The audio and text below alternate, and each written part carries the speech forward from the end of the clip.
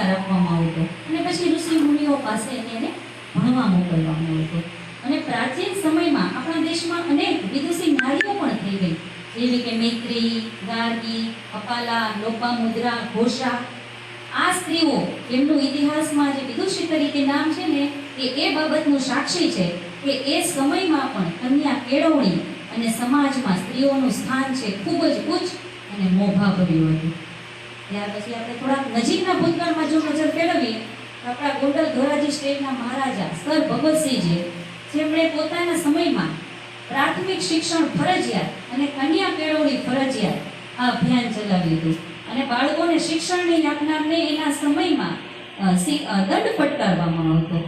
અને ત્યાર પછી જે અમુક સમય આવ્યો એ શિક્ષણ પ્રત્યે થોડોક નિરાશાજનક સમય આવ્યો. અમુક પરિસ્થિતિઓને કારણે બાળકોને, દીકરીઓને સામાજિક કુરિવાજો, રૂઢિચુસ્ત માન્યતાઓ, અમુક સામાજિક અને આર્થિક એવી પરિસ્થિતિને કારણે બાળકોનું શિક્ષણ છે રોકી દેવામાં આવતું.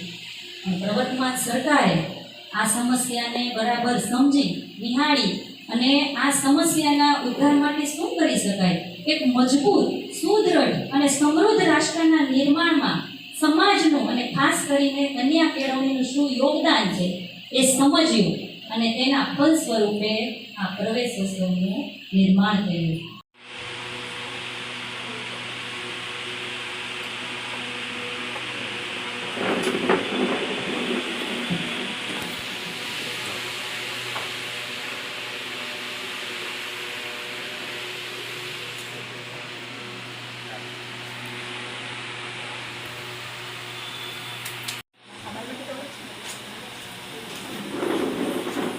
ખાલી પડવાનું છે.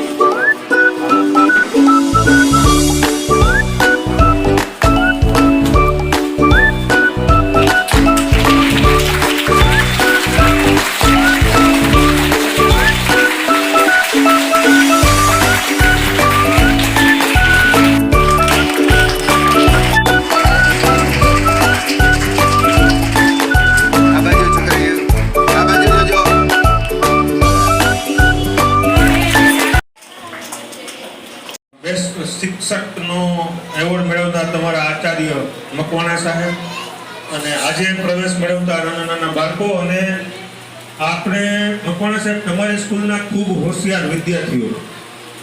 છોકરાઓ, એક વાત કરું, રોજ અલગ અલગ સ્કૂલમાં અમે પ્રવેશોત્સવમાં જઈએ છીએ. બોલવાની મને બીક નથી લાગતી, પણ આજે ઓલી 7મા ધોરણની દીકરી બોલી ગઈ ને તો પછી મને ટેન્શન આવ્યું કે આવું ખરું તો હું નથી બોલતો.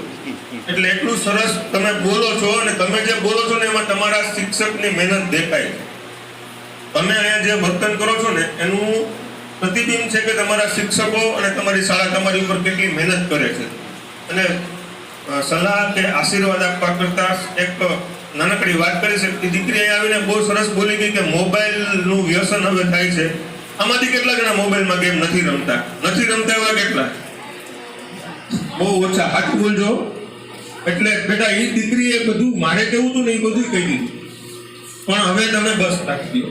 હવે તમે એક સારી શાળામાં સારા શિક્ષકોના માર્ગદર્શન નીચે અભ્યાસ કરો અને આમાં જે વાલી પાછળ બેઠા છે એને કહી શકું કે તમે આ સ્કૂલમાં એડમિશન અપાવીને તમારા બાળકનો પ્રવેશ કરીને ખૂબ સારો નિર્ણય કર્યો છે. હું છેલ્લી અડધી પોણી કલાકથી નિશાળમાં જોઉં છું. તમારા આચાર્ય એવોર્ડ મળ્યો તો હમણાં ખબર પડી, પણ ટાઇલ્સ ને એનું જે ઇનોવેટિવ થિંકિંગ છે ને, એટલે કુવામાં હોય ને તો અવેડામાં આવે.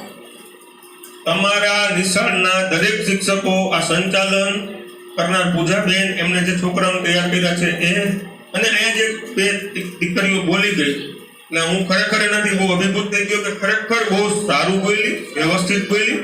અને આવું જ તમારે પણ કરવું જોઈએ.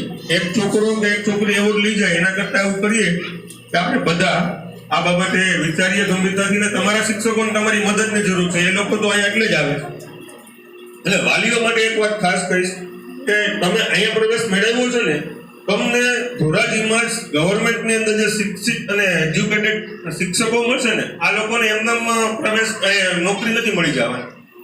આપણે છોકરી બીકોમ બીએડ થાય ને એટલે આપણે ગમે ત્યાં પ્રાઇવેટમાં 1500-2000 મોકલી દઈએ. ત્યાં પાછી છોકરી નોકરી કરતી હોય ને આપણે બીજા છોકરાને ભણવા મોકલીએ, કારણ કે અહીંયા ક્લાસરૂમ એસી હોય, ત્યાં સ્કૂલની બસ સારી હોય, યુનિફોર્મના 4-5 હજાર રૂપિયા વધારાને લઈ લે, પણ ખરેખર એની પાસે ક્વોલિફાઈડ શિક્ષકો છે જ નહીં. સારામાં સારા શિક્ષકો સરકારી શાળામાં મળે છે. એટલે વાલી દ્વારા લેવાયેલા નિર્ણયને હું બિરદાવું છું અને તમને પણ અભિનંદન આપું છું કે તમે ખૂબ સારો નિર્ણય કર્યો છે. અને બધા બાળકોને વન્સ અગેન ફરીથી એક વખત કોંગ્રેચ્યુલેશન. તમારા આચાર્ય અને શિક્ષકોને ખૂબ ખૂબ અભિનંદન. ખૂબ સારી ટીમ તમારા ભવિષ્ય માટે કામ કરે છે. તો તમે બધા એમના કામમાં તમારો સહયોગ આપીને તમારી કારકિર્દી ખૂબ સારી બનાવો, કારણ કે શિક્ષક તમારી પાસે કાંઈ માગતો નથી. અહીંયાથી તમે જેટલા પાસ થઈ નીકળી ગયા એમાં જે પૂછજો કે આ સાહેબોએ કોઈ દિવસ કોઈની પાસેથી કઈ અપેક્ષા રાખી, મારા શિક્ષક મારી પાસેથી કઈ અપેક્ષા નથી રાખી. એ એટલી અપેક્ષા રાખે કે એ કોકને છાતી ખોલીને કહીએ કે આ મારો વિદ્યાર્થી. એટલે આપણે એટલું કામ કરીએ ગુરુ દક્ષિણામાં કે આપણા ટીચરને આપણું કામ જોઈ અને ખુશી થાય અને અભિમાનથી કહી શકે કે આ મારો વિદ્યાર્થી અથવા વિદ્યાર્થીની છે. એવું કામ કરવાની તમને બધાને શુભકામના આપી વિરમું છું. જય ભારત. પામવા મૌનને આકાર હોવો જોઈએ. શબ્દોને સાચા સ્વરૂપે પામવા મૌનને આકાર હોવો જોઈએ. જ્યારે 100 મિલનનો આવે અંત એ પડે આંખમાં આભાર હોવો જોઈએ. તો આજના કન્યા કેળવણી મહોત્સવ અને શાળા પ્રવેશ ઉત્સવ 2024ના આ કાર્યક્રમની આભાર વિધિ કરશે અમારી શાળાના આચાર્યશ્રી. તો હું સાહેબશ્રીને વિનંતી કરું છું કે તેઓ આગળ આવી આભાર વિધિ કરશે.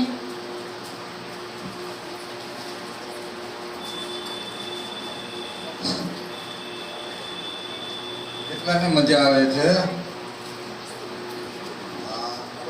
થાકી ગયા કેટલા? યાદ બીચો કરજે. જો થાકી ગયા બધા. સરસ. હવે આપણે બહુ લાંબી વાત નહીં કરી. ઘણું બધું કહેવાય ગયું છે, ઘણો બધો સમય નીકળી ગયો છે. આજના પ્રવેશ ઉત્સવ કાર્યક્રમ 2024 સરકારે આ કાર્યક્રમ છેલ્લા 23 વર્ષથી આપણી સમક્ષ મૂક્યો છે. અને એમાં જુદા જુદા સચિવથી લઈને જિલ્લા અને તાલુકા સુધીના તમામ પદાધિકારીઓ અધિકારીઓને આપણી સમક્ષ લાવીને તમને કંઈક કહેવા માટે આવ્યા છે. અહીંયા જિલ્લામાંથી ગોયલ સાહેબ, અહીંયા પીપળિયા જે વન સંરક્ષણ જે જુનાગઢ સંલગ્ન એક સંસ્થા છે તેમાંથી પધારેલા સાહેબશ્રી, આપના ડીઆરપી શૈલેષભાઈ, એમની સાથે બોરકતરિયા સાહેબ, અમારી આ શાળાના જૂના શિક્ષક અને હેડમાસ્ટર અજયભાઈ ધામી સાહેબ.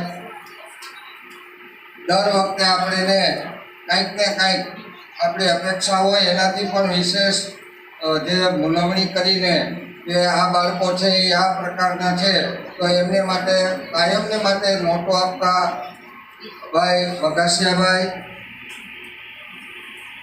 આજે જે આ કાર્યક્રમ છે એમાં એક બાલવાટિકા અને પહેલા ધોરણની પાર્ટી અને આખી કીટ આપનાર આપણી વચ્ચે નથી બેન કીર્તિબેન, જેને વાત કરી તો કે કાંઈ વાંધો નહીં, જેટલી લેવી હોય એટલી તમારી રીતથી લઈ આવો. તો આપણને અહીંયા માગી છીએ તો મળી પણ જાય છે, પણ વાલીમાં એ એપ્રોચ હજી ઊભો નથી કરી શક્યા. એ વાલીએ પણ કંઈક યોગદાન આપવું જોઈએ. આ શાળાને 2012માં આવ્યો ત્યારે અમે અને સાહેબ આમાં કલર નહોતો, જાતે પેલા કલર માર્યો, ગેરું માર્યો, કારણ કે એવી પ્રકારની શાળા હતી. પછી કોરોના કાળમાં બધા શિક્ષકોએ પૈસા કાઢીને અમે લગભગ 40,000નો કલર છે કરાવ્યો. અને આ શાળા એસઓઈ અંતર્ગત આવતા એમાં નવું અધ્યયનીકરણ કલર કામને તમે જોઈ શકો છો.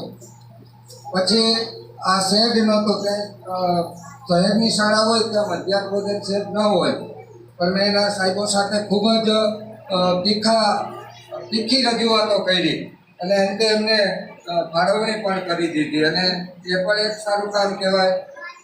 જિલ્લામાંથી હમણાં જ આપણને બ્યુટિફિકેશનની જે ગ્રાન્ટ મળી પણ એમાં એવી સમય મર્યાદા હતી કે 31 માર્ચ પહેલાં વાપરી નાખવાની, પણ ગ્રાન્ટ જ આવતી નહોતી. છેલ્લા 2 દિવસમાં જ ગ્રાન્ટ આવી પણ મેં તો કામ શરૂ કરી દીધું અને કામ પણ પૂર્ણ કરી દીધું.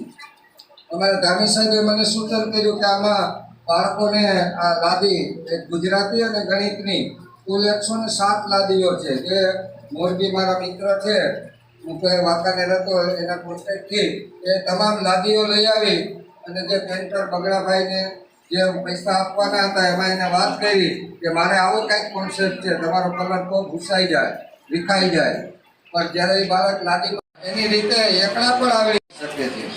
તો એનો કોન્સેપ્ટ બહુ જબરો છે.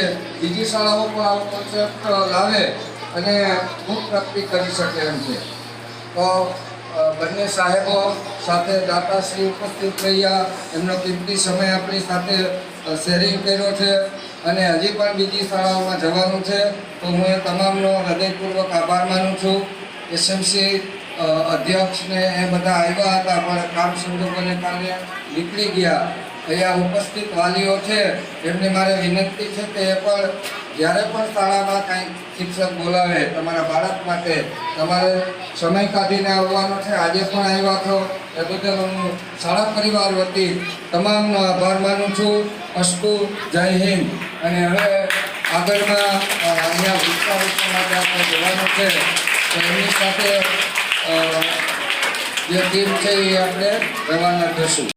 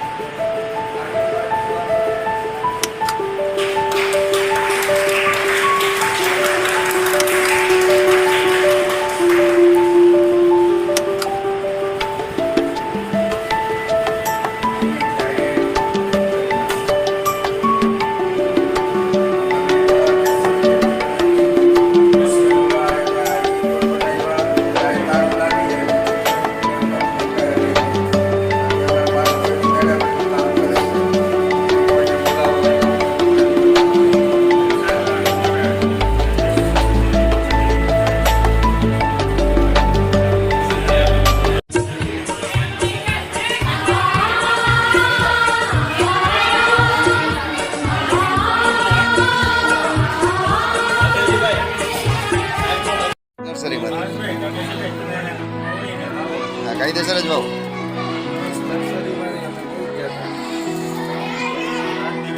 અને અમે બોરીચા ભાઈ મીઠો લીમડો સરગવો અને લીંબુડી ત્રણેય મધ્યાહન ભોજનમાં હાલે એટલે એ ત્રણેય વસ્તુ જ લીધી. હા અને આવું બહુ મોટું જાળવું ન થાય લીમડાનું, માપે માપે રહીએ.